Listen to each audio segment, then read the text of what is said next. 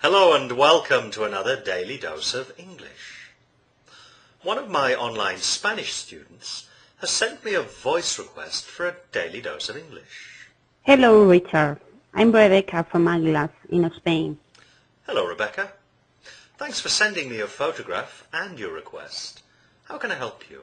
Could you explain the difference between the words flesh and meat? Thank you. Well, Rebecca, originally in English, meat meant food in general.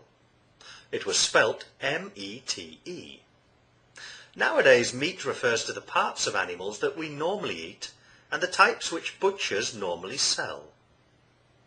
Human beings are made of flesh, but we don't eat human beings. Therefore, the flesh of people is not considered to be meat. However, if someone is very thin, we might say that they need to put a bit of meat on, or they need to get some meat on their bones. The most famous use of the word flesh in English literature is found in Shakespeare's The Merchant of Venice. In this play, Shylock lends money to Antonio, the merchant of the play's title. Shylock's bargain with Antonio demands that, should Antonio fail to repay the loan by a certain date, he will forfeit a pound of flesh. When the date comes round and the debt has not been settled, Shylock takes Antonio before a court, where he demands his pound of flesh. He doesn't get his pound of flesh, however, as it's pointed out that it's flesh and not blood which he's entitled to take from Antonio under the terms of the agreement. As human beings are made of flesh and blood, it's impossible for Shylock to cut out from Antonio's body a pound of flesh without shedding blood.